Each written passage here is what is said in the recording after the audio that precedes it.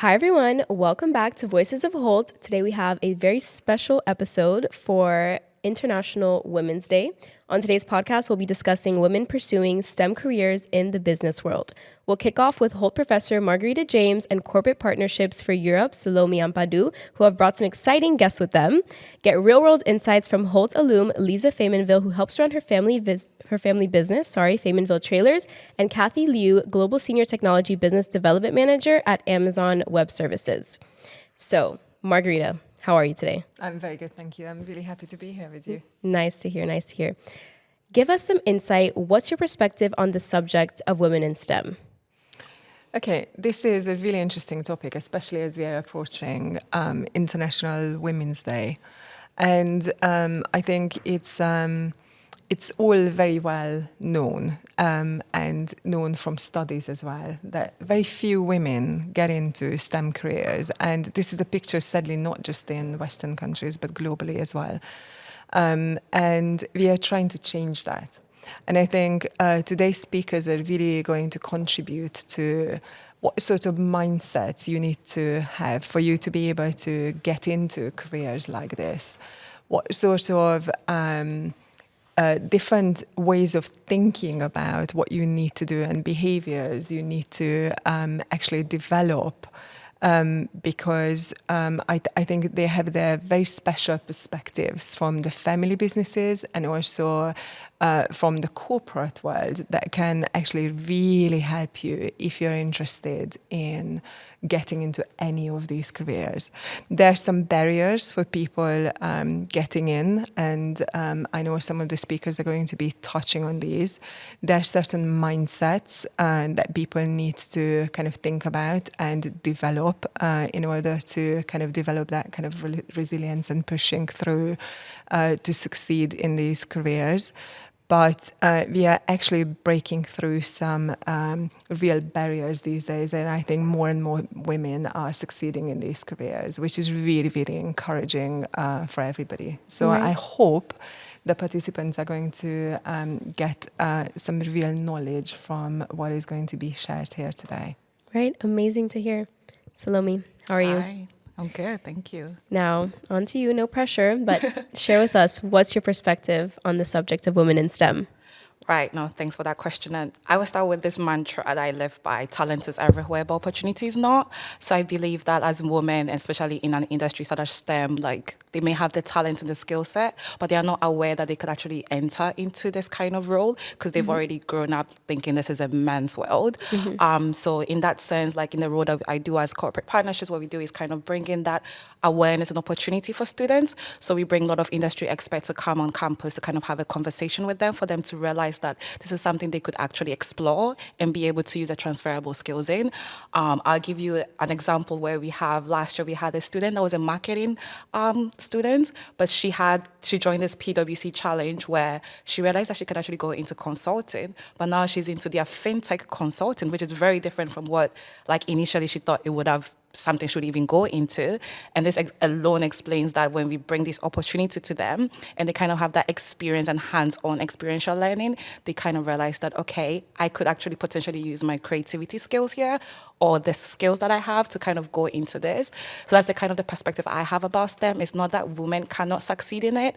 It's just maybe, unfortunately, they've kind of felt like they cannot be people in that world, and bringing that kind of opportunity for them helps them to get there. And I believe like the guests that we have here are going to talk more into like their work in that world as well. Wow, amazing. I mean, I think what you guys are doing is very inspiring. It takes a lot of courage alone just to step into the field, but to go and speak out about something controversial and teach other women, that takes it to a whole other level. I mean, I can say just quickly from my personal experience, I'm from a culture where when we go to family events and parties, they separate the men and the women. After an hour, you see the men and the women separate. So the men are talking about all of this knowledge and all this important stuff, and they kind of exclude the women from basically the information they need to go and make a change in our country and around the world. So I think it's beautiful that we're teaching women that they can be part of something bigger and go on and reach new levels. So Margareta, you've brought somebody today to discuss their own real-world experiences in the STEM world. Can you tell us a bit about who that is? Okay, so I brought a very special guest today who is a Hult alumni to start with. So she's she'll talk to you about how important it was for her to start to really change the way she was thinking about the career that she was going to pursue, and how Hult helped with that, and this environment and the international environment at Hult really helped with that. She's definitely one of those people who speaks from experience, and she has been coming to speak with our students for the past 5 years anyway. So she's been a contributor as a speaker to a lot of the courses. And I'm really excited to have her here today. Her name is Lisa Faymonville from Faymonville Trailers, and she'll talk to you about what it's like to grow up in a family business and in a male-dominated family business of all of these businesses, and how you can actually succeed. And I'm really excited because I have seen her succeed in this environment, and she's going to go to, a great future in this industry. So Lisa is here with us today, and welcome, Lisa. Very happy to have you with us. Yes, welcome, Lisa. I'm so excited to get into it more. Salome, who have you brought? Oh, I've brought someone that I call the cybersecurity guru. Her name is Kathy Liu. So she's an amazing individual where I think her whole goal is like opening this opportunity for non-STEM individuals and students to realize that you can actually break into this industry. So she conducts amazing workshops around like universities here in the UK, and started this even in Canada, and they're doing some of them in Rwanda, amazingly. So like it's just amazing to hear from her and how she's rallying people to get into the STEM world and talking about that. And I'm glad to have her here to kind of speak more into like her involvement and how her life is, as well as in everything else she does. Yeah. Amazing. I'm so excited. So that being said, we'll get straight into our chat with Lisa and Kathy. Happy belated International Women's Day. I hope you guys celebrated all the important and beautiful women in your life. I actually didn't get a chance to introduce myself. My name is Mia Andrade. I'm an undergrad student at Hult International Business School. I'm also the CEO of my own digital marketing business, and I am a woman. Thank you so much, guys, for tuning in to this insightful and empowering conversation. Now back to our guests. Lisa and Kathy, welcome. I'm so excited to get your guys' insights. So, Lisa, we'll start with you. As a woman inheriting a business from your father, navigating through patriarchal structures can be challenging. Can you share with us your experiences and insights into breaking through these barriers, particularly in an industry dominated by older men like the trailer manufacturing sector? Right. This is a very, let's say, complex, multi-layered question. There's parts, let's say, related to women in a male-dominated world. There's the concept of older men. But let's maybe start at the beginning. Let's take a look at where or how I got into this, right. And it will be much easier to explain it from there. So basically, I'm from a family business. My sister, my cousin, and I, we grew up. We're all girls. Mm-hmm. All girls. So the next generation of our business will be girls. We all grew up and went and really grew up in the business. We spent Saturdays, holidays, everything in the business. We learned how to weld. We shoveled snow. We counted screws. We didn't need to be counted, to be very honest. But we learned how to be in a male-dominated industry before that was even a concept, because our parents never made a difference. Mm-hmm. It was just done, and we were there. And as I grew older, I went to Hult, got into the business, and really discovered that I knew nothing. I knew really? Absolutely nothing, and that had a consequence of me feeling a bit intimidated. I was very aware of the fact that I was the daughter of the boss. I didn't want to impose myself, make a mistake, say something stupid. Mm-hmm. I had no technical background. I studied business here at Hult. And that made me basically shut up for a year. I just was present in the business. I attended meetings. I listened and took notes. And that had an effect that I was able to grasp and learn what the STEM industry was like, what our trailers were like. And until at one point I, said something, and all the men in the room, and mainly male meetings I would attend, were like, oh, okay, hey, it's not too stupid what she's saying. That's actually relevant. And I felt like that was a pivoting point of me kind of finding a first spot and a first, space where I could evolve a bit. But your question is related to barriers in the business. Right. And there's many.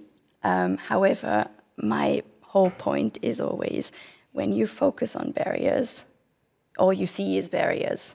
You won't try, you won't go for it. There's plenty of different, anecdotes I got taught by or through the family business. And I remember one specific one where when I started to learn how to drive, my dad would sit next to me, teach me how to drive. And he would say, hey, Lisa, why is it that people, when they get into car accidents, drive straight towards the tree? They happen to find in a field of nothing the tree. How is that possible? And at the end of the day, is because they focused on it. They hit the tree, the car broke down. My point is, if you stop focusing on barriers, you'll see options, possibilities, opportunities. And all of that combined with the humility of being okay to not know something yet and to grow within that space, to learn, is the key takeaway, I guess, I learned throughout the years within growing in a business that is dominated by men in the technological field, and with a generational difference with older men. Right. It's like what they say, what you focus on grows. 100%, yeah. Right. I think that's such an amazing takeaway, and it's so simple, but not everybody really grasps it and takes it in. Yeah. So, I mean, I guess you kind of touched on it now, which is a really great mindset for women trying to get into any field, for them to adapt. But what mindset do you believe is crucial for women aiming to succeed in such industries? You know what? I was kind of surprised when I got into our business, because I think there's a general, or I assumed, I guess, as a young woman coming from school, that everyone in STEM comes from a STEM background, which is 100% not the case. And to take that gender aspect out of the calculation or out of the equation, if anyone else can do it, why shouldn't I? If someone who has grown into the business, why shouldn't I? So this ability to open your mind to options, again, to possibilities. But when we talk about mindset, I think as a woman, we simply are used to communicate differently. We're much more elaborate in our communication. In my experience, you need to be able to grow some kind of thick skin. Communication in a male-dominated world is a bit shorter, is a bit more direct. Don't take it personally. It's not about you. It's just their way. Right. Just There's don't no take it beating around the personal. bush. There's no beating around the bush, and that's okay. So that would be one takeaway. And I think in terms of mindset, there's one thing that's for sure,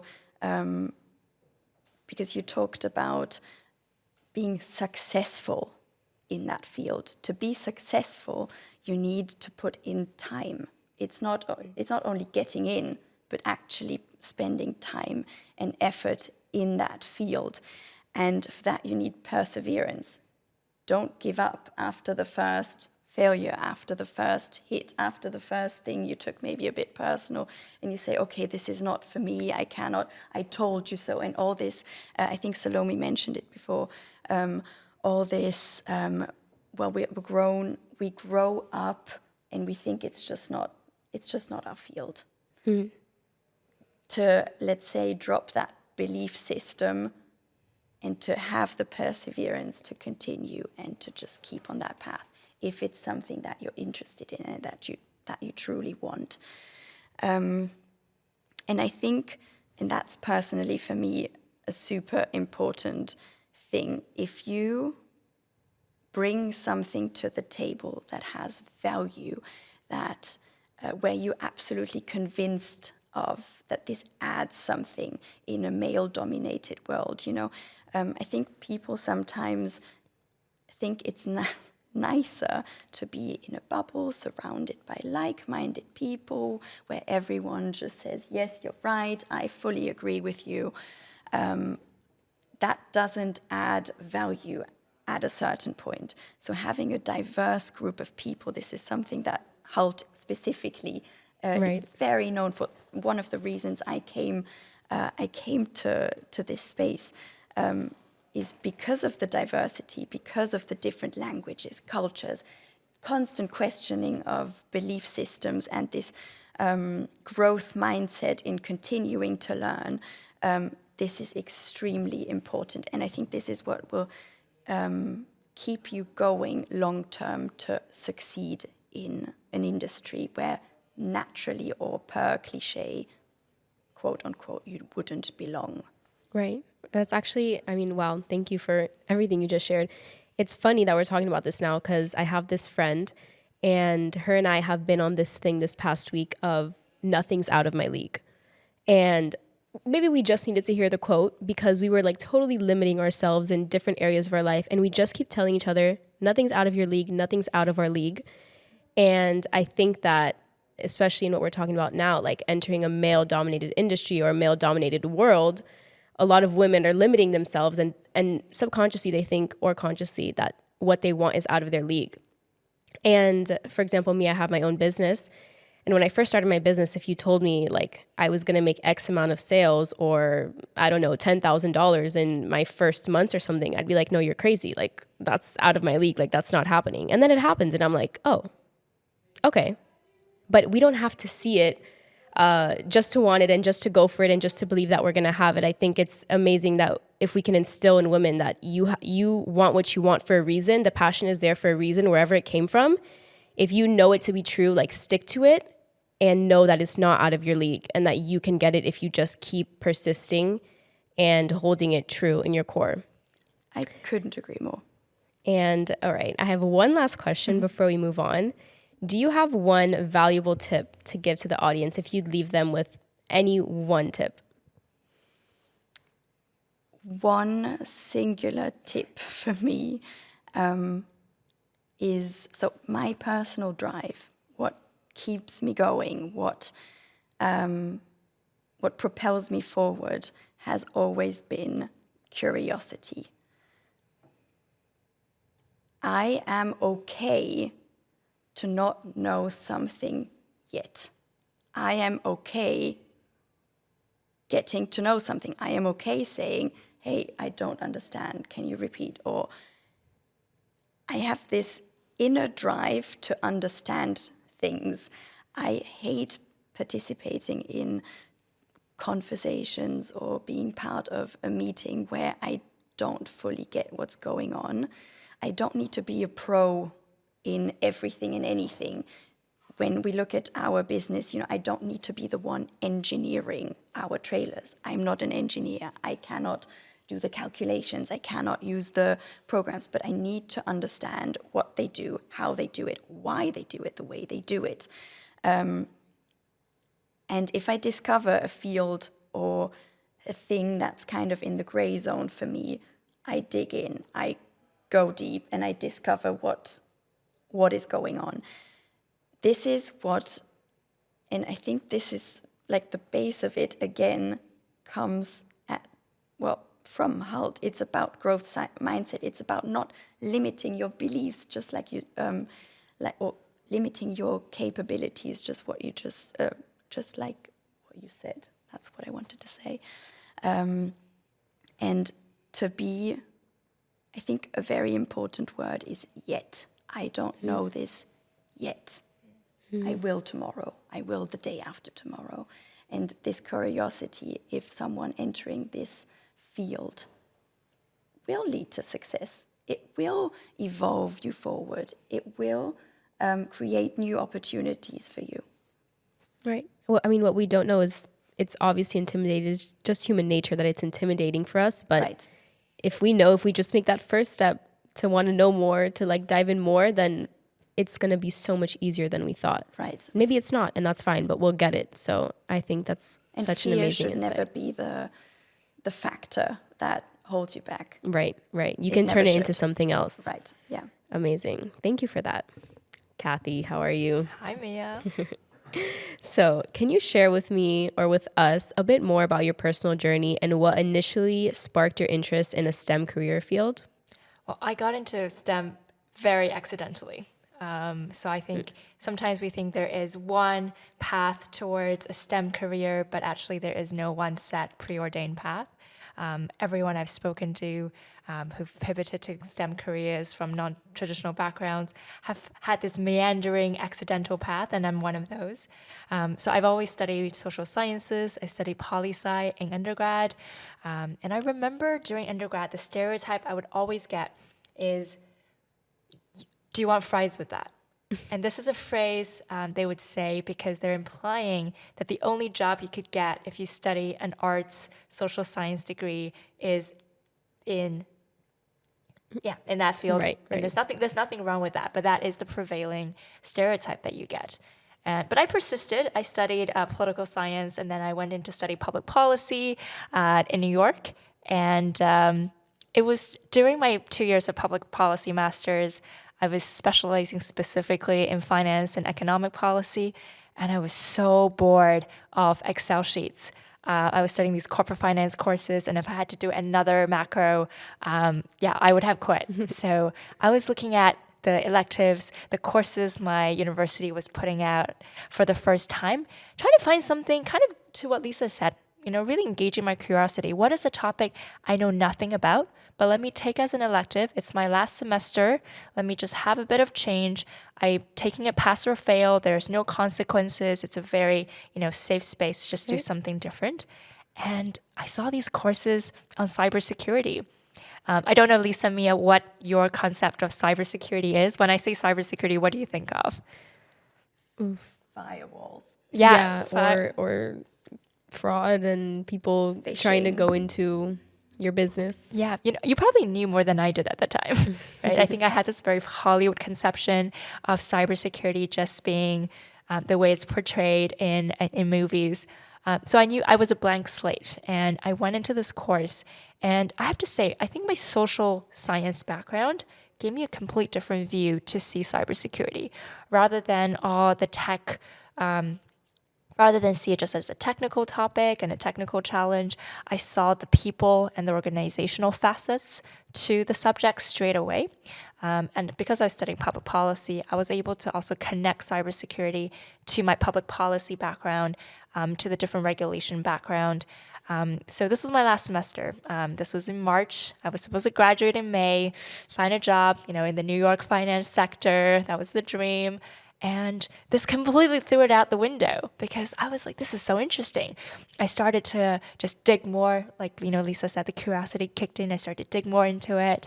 But then reality set in. Reality set in as in, well, how do I pivot into this field, right? I don't look like the typical profile of somebody who works in this field.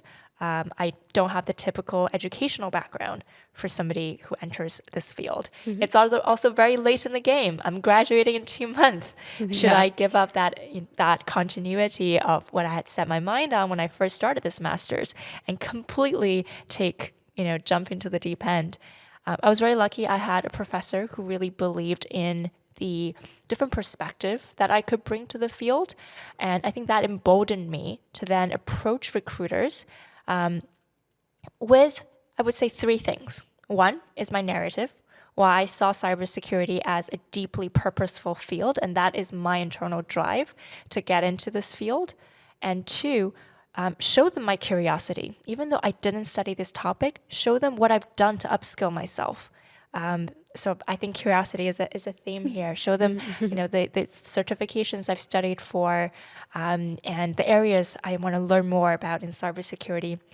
And the third part is, even though I don't have the traditional skills or abilities or knowledge areas, I have a wealth of knowledge from social sciences, from public policy that can be transferable and applicable and bring a different kind of value.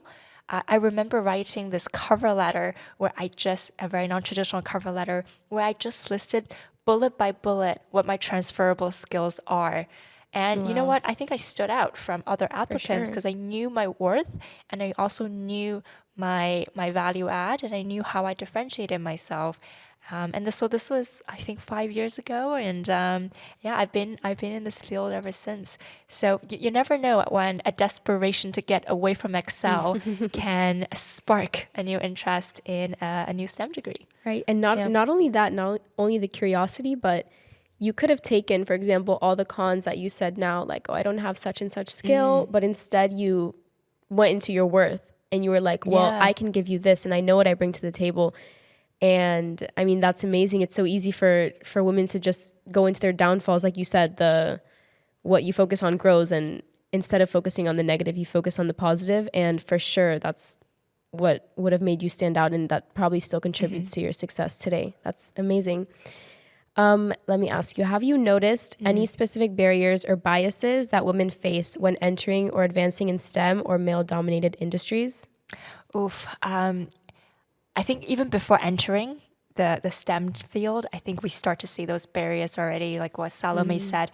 I think over the years, I've seen women, starting from a very young age, self-select themselves out. I did a talk at a middle school a couple of years ago, and it was a talk on cybersecurity. And these middle schoolers approached me afterwards and said, Kathy, I'm not going to choose a STEM subject in high school. Is cybersecurity something I can still consider? And for that stereotype and that perception to be so crystallized at such a young age, I think that what really concerned me, that people self-selected them out so early on. I mean, we see women underrepresented in STEM degrees, but that cascades down from a very early decision. So even before we get into STEM fields, I think I'm seeing that barrier to entry. I call it I always call it the confidence gap. We talk a lot about the talent gap. The talent gap in cyber will name this 3.4 million talent gap. But I think it's not that, like Salome said, it's not that the talent isn't there. It's the confidence gap that's felt from such a young age, from the way media portrays certain fields, that just gets cemented so early on. And then once you do get into a STEM field, I think it's this almost like unending need to continue to validate yourself, continue to prove yourself over and over again why you deserve to be in the room. I've certainly seen women professionals in the STEM field who are leading projects, who are leading initiatives, but they walk into a meeting with their male colleague and everyone would assume that their male colleague is leading that initiative or driving that forward. This is like this automatic assumption that just kicks in, and I see that over and over again. So it is this almost endless need to continue to prove why you belong in the room that I think can be draining for women in this field.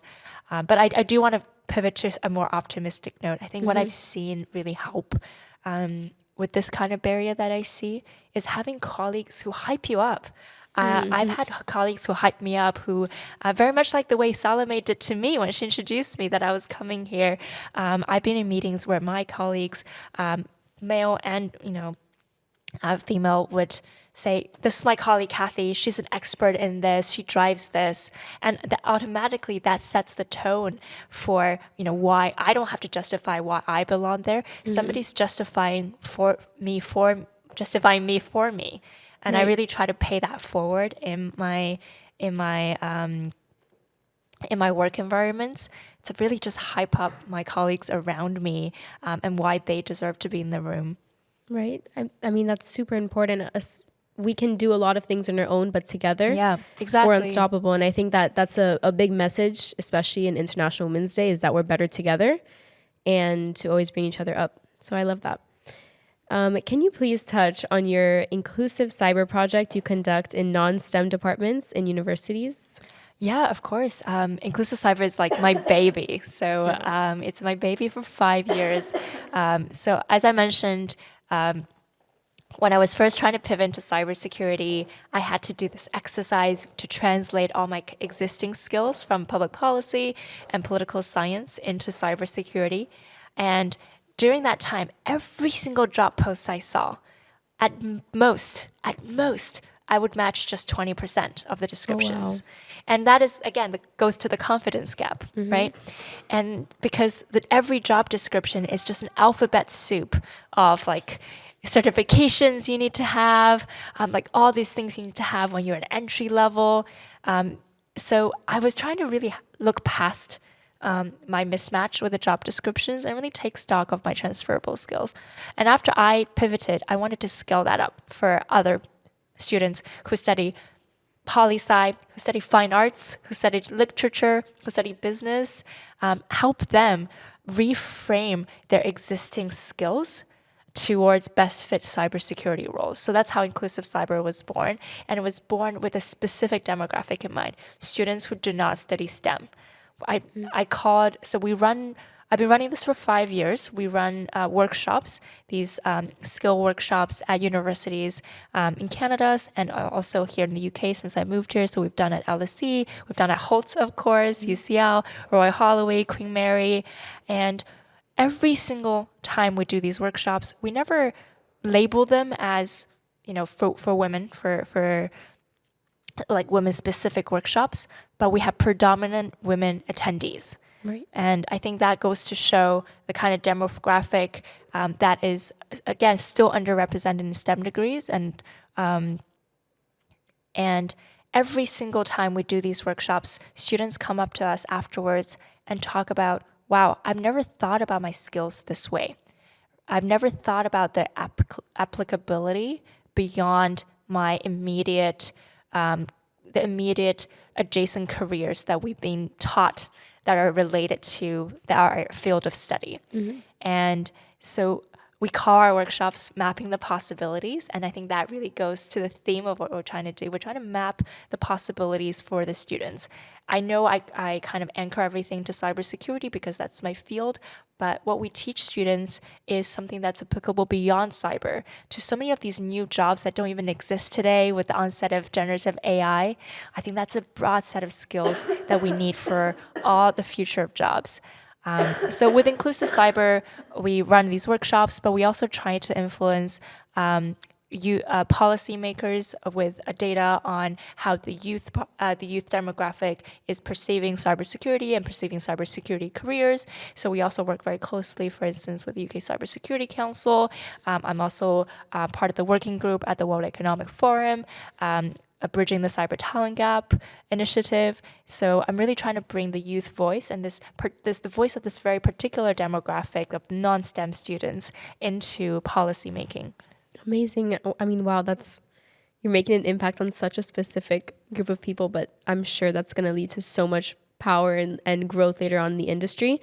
Actually, I had a question. Yeah. So you've been working for the past 5 years with this specific demographic. Is there a certain, like, maybe if you can give like the top 3 skills that you see in people that they don't initially think would be applicable in STEM, but you're like, no, you can use this.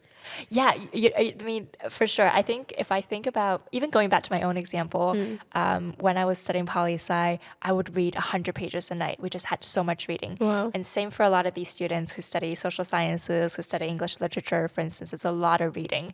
And you may think, like, what's the connection between reading and cybersecurity? But actually, you're learning how to process information. You're learning how to process a vast amount of information and learning to distill what's background information versus what's actionable information. And you're learning how to process what's credible sources as well, through a lot of your research projects. So I think a lot of students don't make that connection between being able to just read so many pages a night towards a cybersecurity career. Also, students do a lot of essay writing. Communications, I would say, is always the number one skill for any cybersecurity professional. The reason why is there is this connection you need to make between the technical teams and the business teams. There's this language that the technical teams may talk about in terms of a cyber risk, but how do you translate that towards a business investment you need to make or towards like business dollar amounts? And when students are used to writing different types of essays, whether they're argumentative or persuasive, they learn to be this translator, and they learn to write for different audiences. And I've seen a lot of students excel in those translator roles and those interdisciplinary roles between these different teams because they are able to tailor that messaging to various audiences who may not be speaking the same language with each other. And I would say the third skills are sometimes very specific skills. So for instance, I studied finance and economic policy. So I understood, like back in the day, some financial regulations and a very industry-specific lens to cyber. I've also worked with students who study healthcare, and so they have a very healthcare specific lens to cyber. And of course, healthcare data is so important to protect. And so with students who are studying different things, they're able to like cast their sectorial lens a lot of times on cybersecurity. And that, I think that's the best marriage of both worlds, right? They get to work on a new topic, cybersecurity, but still very related to a topic that they cared about and they've studied in. Amazing. I'm sure that's so eye-opening for everyone. I am not going to go into cybersecurity, but just you telling me like the way that you can flip the script on something, it's so eye-opening. It's making me think of like all the things I'm going to flip the script on later on. But so we have some extra questions for our time left over. Okay. Okay, one more. What advice would you share with young women who may be hesitant about pursuing careers in STEM or male-dominated fields? Ooh, is it for both of us? I believe she answered. Okay. No? I did. But if you would like to add on another, more than welcome. But if you'd like to start, you can go ahead. I would say the future of work is becoming more interdisciplinary than ever. I saw this great New York Times article. I might be quoting the title wrong, but something about when your technical skills are being eclipsed, your humanity matters more. And I thought that was such a beautiful title. And in this future that we're hurtling towards, where the jobs of the future are changing, I think it's so important to look beyond the stereotypes and the traditional boundaries of what a STEM career and STEM field is associated with, because that is falling down like a house of cards. We're reinventing what that means. And I think this is a massive opportunity for people who are not in that traditional STEM path or consider the traditional typical talent for that to show the value that they can bring to that field. I just to connect back to something I said earlier, really know your story, really know your personal drive for why you care about a particular topic, because somebody once said to me, you cannot outcompete a passionate person. If you have a specific passion for that topic, you'll find a way to connect your dots to that, towards that. And especially at this moment when the whole notion of what a STEM career is changing, I think you have a more opening than ever to enter into that exciting field. The second thing I would say is, no matter how the landscape changes, what you see matters. And I really encourage women who are looking to enter these STEM degrees to look for people who look like them, who are in these fields. I remember I did that. I just stalked a lot of people on LinkedIn, sending a lot of cold messaging, did a lot of informational interviews with women who worked in cybersecurity. Not only does seeing equal believing, but it also opened you up to other possibilities of other pathways and other possibilities in this field. So role models, mentors, sponsors are so important to like you're not alone, like you said before, right? We're stronger together, and those role types around you can really be that support circle as you go forward. I was very lucky to have sponsors in my path, and so I really hope to give that forward as well. Yeah, I think that's such a beautiful piece of advice. And as much as I'd like to believe that what we have our passions and our wants for a reason and we can put our focus on them, the reality is that the ego can only want what it's seen, if that makes sense. So I can't want a flying unicorn if I've never really seen a flying unicorn. But if I see one, maybe I'll be like, oh, this is possible for me. So I think that finding people who look like you, it's such a powerful thing. And in all paths of your life, like if you want to go this certain way or have this kind of relationship or whatever the case is, just seeing it in front of you makes a world of difference. And I think that was such a good piece of advice. Now, for the both of you, whoever wants to tap in first, how do you think we can encourage more young women to pursue careers in STEM or male-dominated fields? I hope my voice is still rusty. I'm still recovering from It's okay, no worries. a little sickness from the week before. But maybe adding on to just quickly on what Kathy said, because that was really interesting. Looking for people who you can relate to, who are kind of already on that way or on that path you also want to join in. For me personally, that was one specific piece of puzzle that I always felt was missing, because I was a girl growing up in a technological surrounding in a family business. So that was two things where none of my friends, none of my surroundings had an equal experience to what I was currently living in. And one thing, there are, and maybe one piece of advice, there are clubs or organization for almost anything out there. So what we did is find a family. There's this club called the Family Business Network that did next generation workshops, where finally I didn't only meet people who also grew up with that strange dynamic of working with your family or having that as an option, but also girls doing that in STEM businesses. And I was 20 at the time, and for the first time I was like, oh my God, this is a person I can relate to. This is a person who's witnessed the same thing, who's gone through the same dynamics, and it's just like you said, it strengthens your position, and it tells you, okay, if they can do it, why shouldn't I? And right.